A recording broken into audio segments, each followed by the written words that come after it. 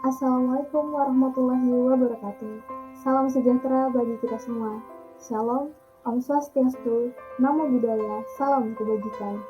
Perkenalkan, saya Alnovia Sreningsih dari Angkatan 57, Latsar CPNS, Pemerintah Provinsi Kalimantan Utara tahun 2022 dengan Widya Iswara Ibu Wahyu Eko Handayani, SPD MPD.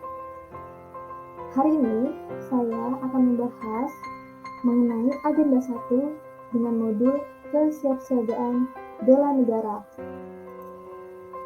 dengan hashtag pembangunan karakter bangsa melalui kesadaran bela negara bagi setiap warga negara Indonesia. Nah, pada bahasan pertama kita akan membahas kesiapsiagaan jasmani. Apa sih kesiapsiagaan jasmani itu? Kesiapsiagaan jasmani adalah salah satu bentuk dari kemampuan awal bela negara yang dilakukan secara fisik. Arti kesehatan menurut Undang-Undang Nomor 36 Tahun 2009 tentang kesehatan, sehat didefinisikan sebagai suatu keadaan sehat baik secara fisik, mental, spiritual, maupun sosial yang memungkinkan setiap orang untuk hidup produktif secara sosial dan ekonomis. Selanjutnya, kita akan membahas manfaat kesiapsiagaan jasmani.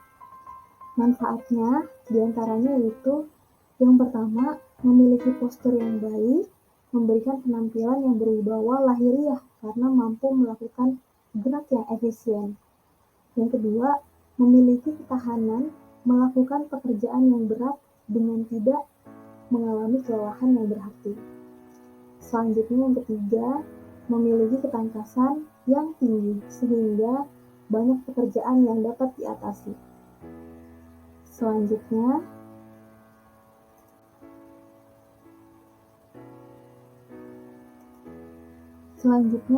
apa saja sih bentuk-bentuk latihan yang bisa kita lakukan? Antaranya adalah lari 12 menit, pull up untuk laki-laki, dan chaining untuk perempuan, sit up, push up, shuttle run atau lari membentuk angka 8, lari sejauh 2,4 km, serta melakukan olahraga renang. Pengukuran kesiapsiagaan jasmani dilihat dari nilai kardiorespiratory endurance, berat badan, kekuatan, dan kelenturan tubuh menurut Musluhatun tahun 2005. Kardiorespiratory endurance adalah konsumsi oksigen maksimal tubuh. Jadi, metode yang bisa kita gunakan untuk melakukan pengukuran kesiapsiagaan jasmani bisa menggunakan metode Cooper. Selanjutnya,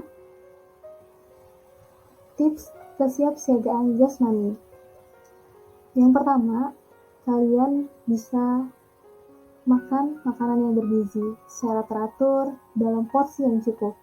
Selanjutnya, sediakan waktu yang cukup untuk beristirahat.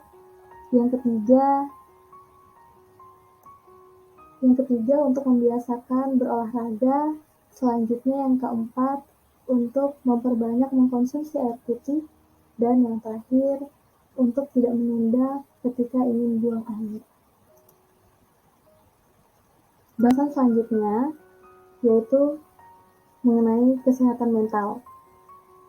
Apa itu kesehatan mental? Kesehatan mental merupakan dinamika berpikir sehat yang memiliki hubungan saling terkait antara bagian korteks prefrontalis yang terletak di bagian depan otak dan sistem limbik yang tersembunyi dan tertanam di bagian dalam otak. Berpikir sehat akan berkaitan dengan kendali diri yang bagus. Inilah inti dari kesehatan mental. Selanjutnya, meningkatkan kesiapsiagaan mental itu seperti apa? Di antaranya, menerima dan mengakui dirinya sebagaimana adanya, ikhlas dan bersyukur. Yang kedua, berpikir positif dan bersikap positif. Yang ketiga, percaya diri dan memiliki semangat hidup. Keempat, siap menghadapi berbagai rintangan dan hambatan. Selanjutnya, terbuka dan tidak emosi bila menghadapi masalah.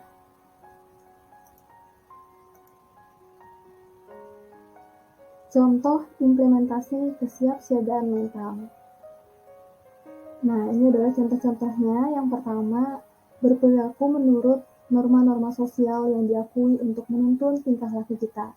Yang kedua, mengelola emosi dengan baik, mengembangkan berbagai potensi yang dimiliki secara optimal, mengenali resiko diri.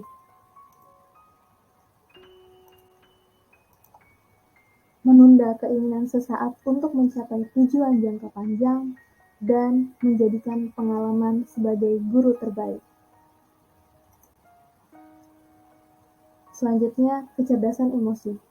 Kecerdasan emosi adalah kapasitas manusiawi yang dimiliki oleh seseorang dan sangat berguna untuk menghadapi, memperkuat diri, atau mengubah kondisi kehidupan yang tidak menyenangkan menjadi suatu hal yang wajar untuk diatasi.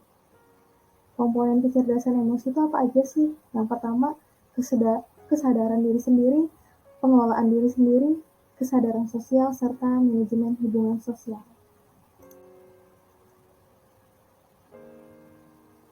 Dan inilah tips dan cara meningkatkan kecerdasan emosi. Dimulai dari mencoba rasakan dan pahami perasaan Anda. Jangan menilai atau mengubah perasaan terlalu cepat. Lihat hubungan antara pasangan saat ini dengan perasaan yang sama di masa lalu. Hubungkan perasaan dengan pikiran, dengarkan tubuh Anda. Jika sulit mengetahui perasaan Anda, mintalah bantuan orang lain. Masuk ke alam bawah sadar Anda, tanyakan pada diri Anda apa yang dirasakan saat ini. Tulislah pikiran dan perasaan Anda ketika sedang menurun. Dan terakhir, tahu kapan waktu untuk kembali melihat keluar. Selanjutnya, pembahasan kita yang terakhir adalah contoh tata tempat acara pemerintah pusat dan daerah sebagai berikut.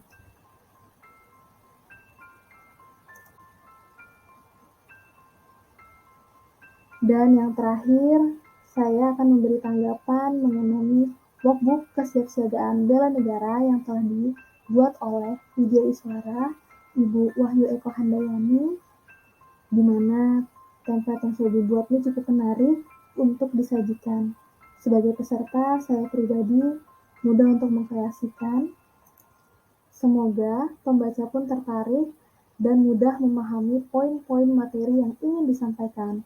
Tidak hanya itu, semoga workbook ini bisa memberikan inspirasi dalam mengimplementasikan kesiapsiagaan bela negara. Sekian dari saya. Wabillahi taufiq wal hidayah. Wassalamualaikum warahmatullahi wabarakatuh.